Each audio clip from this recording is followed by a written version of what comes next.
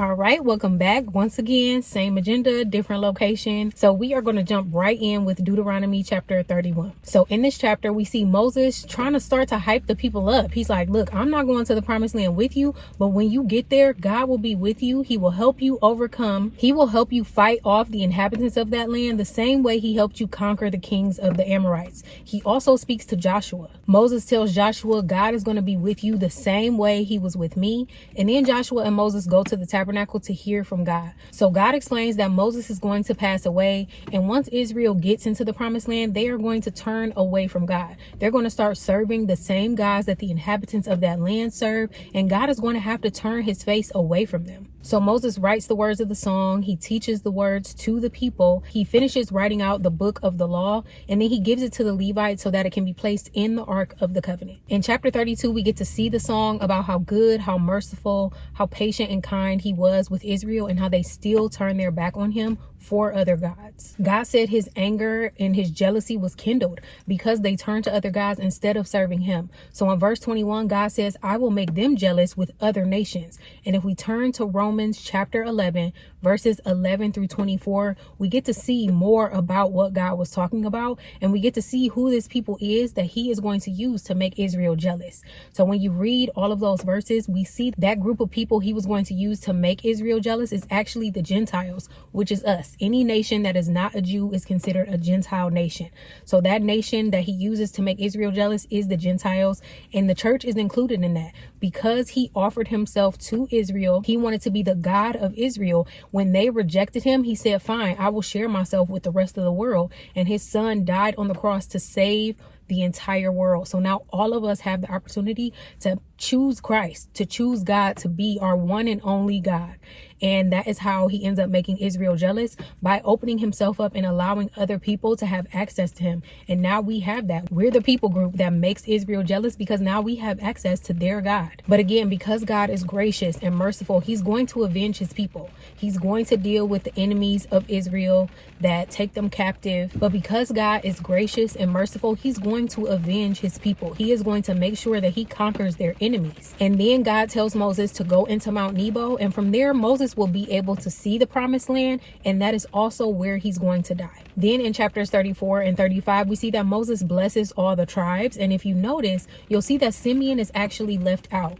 And the tribe of Simeon is left out because of Genesis chapter 49 verse 5, because of that curse that Simeon and Levi had to endure, because Levi and Simeon, avenging their sister, killed the men of Shechem in Genesis chapter 34. So because of that, Simeon was cursed. So that's why they are left out of all the blessings that we see Moses bestowing to all of the tribes. So Moses, following the direction of God, he goes into the mount, and at 120 years old, he passes away. And if you notice, something really interesting happens. So Moses passes away, and no human buries him. God actually buries Moses, which is why his body has never been found, as the scripture says. And the other reason for this could be some really interesting things we'll see in the book of Revelation.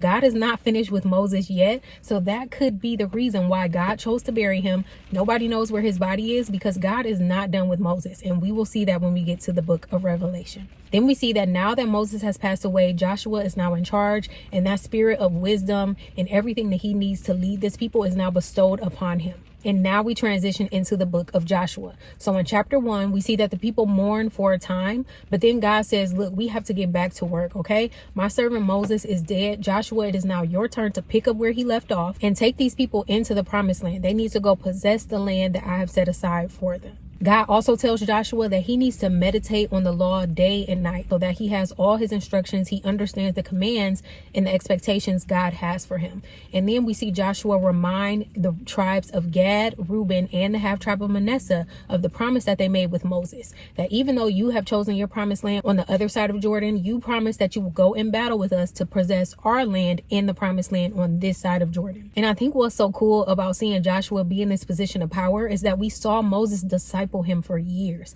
Obviously, that term was not specifically used, but Joshua was at Moses' side. Moses was leading the people. He was going to God for advice. He was seeking God for good counsel. And Joshua was right there all along. Moses even delegated certain responsibilities to Joshua. And now the training wheels are coming off. Joshua is running things in place of Moses. Then in chapter 2, we see that Joshua does again something similar to what Moses did. He sends spies into the promised land. So the spies go into Jericho, and the king of Jericho finds out that spies are there. The spies are able to hide in Rahab's home. Rahab is a prostitute that sees these spies coming, and she knows that they are Israelites. She knows about their God. She says, I heard about your God that parted the Red Sea, your God that helps you defeat the kings of the Amorites. So I'm going to help you. So she helps them. She hides them. And when the king sends his people to say, Rahab, where are these spies? She says, oh, they're gone. They left around the time that the gates were closed. So she asks them, look, I'm helping you. So when your people come, I know you're going to defeat Jericho, but when your people come, please spare me and my family. After this conversation, she sneaks them out of her house, out of their land. They go back to Joshua and they deliver a message of confidence that yes, God has delivered this land into our hands. So as the people prepare to cross the Jordan River, we see that Joshua hears from God, and God says, I am going to prove today that I have put you in this position of power. And he does something very similar that he did with Moses and the Red Sea. So Joshua tells the priest that you have to cross over first with the Ark of the Covenant. So God says, go to the brink of the Jordan River and stop right there. God parts the Jordan River. So the priest and all the people cross over on dry ground. Then God tells Joshua, command 12 men, one from each tribe, to get a stone from the dry ground, and this will serve as a memorial for people from this day forward of how God once again brought you over, crossed you into the promised land on dry ground. So in doing this sign, the Lord actually magnifies Joshua in the sight of the people. Now they know and understand that God chose Joshua to lead us from this day forward. Now that they've crossed over, we see that there are about 40,000 men that are prepared to go to battle, including the men from the tribes of Gad, Reuben, and the half tribe of Manasseh. In chapter 5, we see that word is spreading about how God allowed Israel to cross over on dry ground. Then we see that God commands Joshua to have all the men circumcised. And we see that this has to happen because nobody had been circumcised for those 40 years that they were wandering in the wilderness. So all the men have to get circumcised. And after they heal, they observe the Passover. Joshua also meets the captain of God's army. Then we get to chapter 6, and God explains to Joshua how they're going to conquer Jericho. So he says, look, for 6 days, I want you and your people to march around the city of Jericho one time. And then on the 7th day, you are going to march around the city 7 times. After you march around 7 times, the priest will blow the trumpet, the people will shout, and the walls of the city will fall down. With no hesitation, Joshua's like, let's go. And this is so amazing because we serve such a powerful God that we don't even have to battle in the way that most people think you have to battle. He says, march around the city for 6 days, one time. On the 7th day, march around the city 7th time. The priest blow a trumpet, you shout, the walls of the city come tumbling down. Who does that? Who does that but the God of the Bible? Amazing. God also says when you conquer this land, you are allowed to take vessels of gold, silver, and brass to be used for the house of the Lord, but do not take the accursed thing. Do not bring the accursed thing into the land. So the people do this. They follow God's instructions. Again, no questions asked. This plan would sound crazy to anybody else, but Joshua is like, look, we're doing it. So they follow God's word. His plan comes to pass. They conquer the people. They burn the city with fire as they were instructed. They spare Rahab and her family, just as the spies promised. They take their vessels of silver, gold, and brass to be used for the house of the Lord. So they're obedient and their plan goes as it should. Then after Jericho, Joshua sends the people into a battle with Ai in chapter 7. But when they battle Ai actually conquers them and kills 36 men. And this is confusing. So Joshua has to seek counsel from God. So when he seeks this counsel from God, God explains to him, look, you all did not follow all of my directions. There is somebody that stole the accursed thing. He brought the accursed thing into the land, and that's why you can't win. You cannot win a battle on my behalf while you have the accursed thing in the land, because that's not what I told you to do. So Joshua learns that it's actually Achan that stole Babylonian garments and brought them into the camp. He brought the accursed thing into the camp. Because of this disobedience, he is stoned and burned with fire. So in chapter 8, Joshua, now that this issue has been resolved, they go back to attack Ai. So God tells Joshua, perfect, now this people will be delivered into your hand if you do what I say. So the people, some of the Israelites, go with Joshua toward the army of Ai. Unbeknownst to Ai, there's also an ambush group that is sitting and hiding, waiting for the signal to come up behind them when they are not even expecting it. So the people of Ai, they see Joshua and his army, they come towards them. As they're coming towards them, the Israelites pretend that they're afraid. So they act like they're fleeing. And as they're fleeing, Ai is like, cool, we got them cornered. So they come running after them. As they're leaving their city, that ambush group is given the signal. Once they're given the signal by Joshua, they come in and burn the city down, utterly destroy it. And the army of Ai turns around and sees what's happened. They see that they've been ambushed and that they were tricked. So Israel is able to kill everybody. They keep the king of Ai alive, but they utterly destroy everybody. And then Joshua hangs the king on a tree. Then Joshua builds an altar at Mount Ebal, and there he writes a copy of the law on the stones. And from there, he reads all of Moses' words to the whole congregation right there. Then in chapter 9, we see that word is spreading about how Israel is kicking butt. So because they're defeating pretty much anybody that comes in their way, we see that there are a bunch of kings joining forces, trying to team up with Israel. And then we see Gibeon take another route. So instead of joining forces with other nations, they're like, look, I think we can trick them. So they trick Israel by pretending that they have journeyed a long way. So they come with these tattered clothes, rotted food, and they come to the people and they're like, look, we want to make peace with you. And without consulting God, that's the key issue here, because all Joshua had to do was ask God. God would have told him what was up, and this would not have been an issue. He saw their rotting food and their tattered clothes and just assumed, okay, yeah, they must be telling the truth. They did come from a faraway land, so no biggie, we can make a peace treaty with them.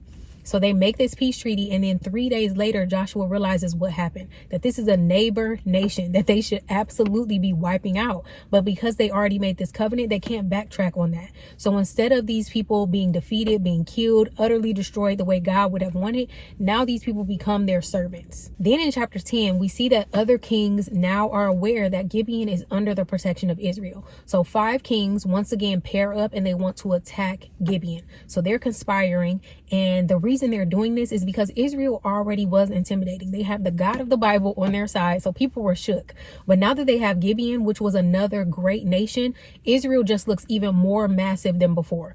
So these 5 kings conspire together and they're like, look, we have to wipe out Gibeon. That'll help us. So they decide to do this. Gibeon is like, oh no. Once they hear about what's happening, they send words to Israel and they're like, please help us. Do not let us be killed. We're your servants. So God says, it's fine. You can go protect them. I've given this people into your hand. So many people die by the sword, but on top of that, God sent giant hailstones to come down from heaven, and these hailstones kill more people than were killed by the sword. And then, similar to the miracle of seeing the waters part, we see that Joshua, enabled by the Spirit of God, commands the sun to stand still until all of their enemies have been defeated. So the sun stands still. The sun does not set until this battle is over. So they are conquering all their enemies, but the 5 kings flee, and Joshua learns that they flee to a cave. So once he finds them, he hangs all of them, and right before the sun goes down, they're removed from these places where they were hung on these trees, and he just allows their bodies to be buried in the same cave where they were hiding.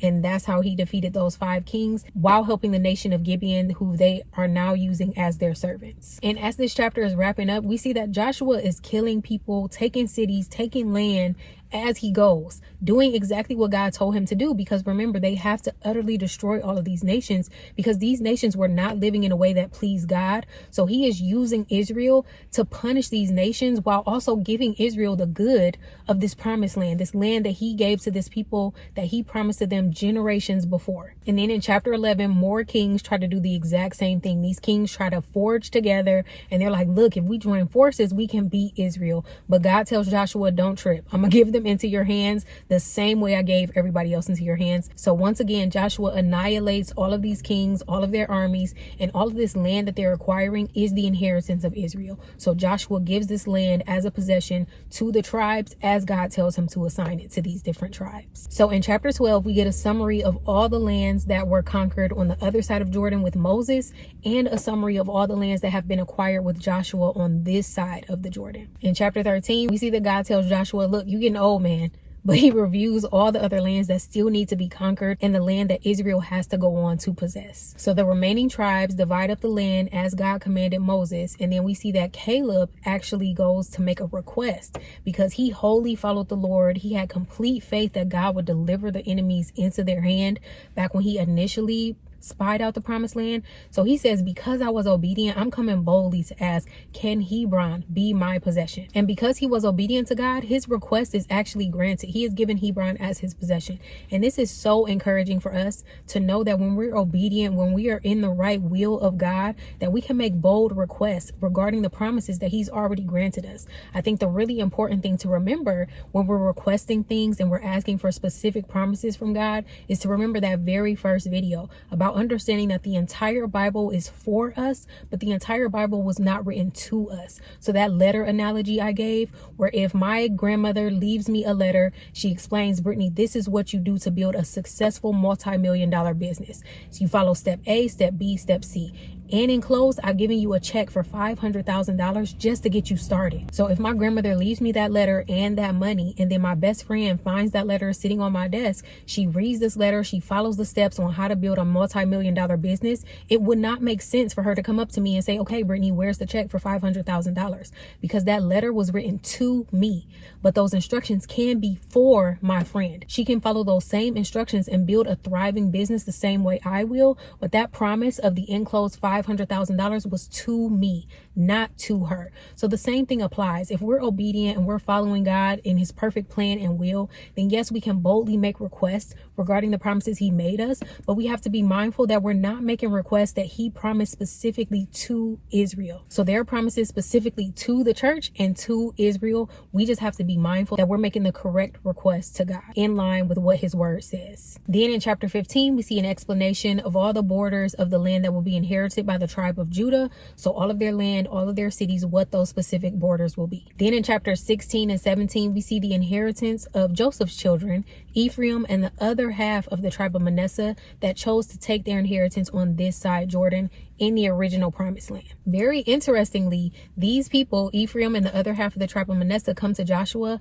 and they're like, look, this is not enough land for us. And they're probably right. The reason this was not enough land for them is because they disobeyed God. Instead of conquering and defeating and killing all the Canaanites, they made the Canaanites their servants. So there are extra people in the land that shouldn't be there in the first place. So Joshua says, if you want more land, that's cool. You can go get some more land. That's your job. But you need to be conquering the Canaanites that live there in the first place. Then in chapter 18, we see that the tabernacle is set up. But at this point, there are still 7 tribes that have not gotten their inheritance. And the reason for this is because they have not gone in and possessed the land. So God has designated, he's explained to Moses all the borders that you people are going to have for your specific plot to land. All they had to do was go possess it. They need to follow through on what God said. Yes, I've given you this promise. Yes, I've promised that this land is yours, but you have to go get it. And Joshua is upset with them for this disobedience, but he sends spies into the land that belongs to these 7 tribes, and they're supposed to report back what they see regarding this land. Once the spies come back, Joshua has them cast lots, and their divisions of the land is designated to these tribes based on how they cast lots. And then we see the inheritance of the tribe of Benjamin to kind of close out this chapter. So that is Deuteronomy chapter 31 through Joshua chapter 18. Lord willing, I will see you all next week. Grace and peace.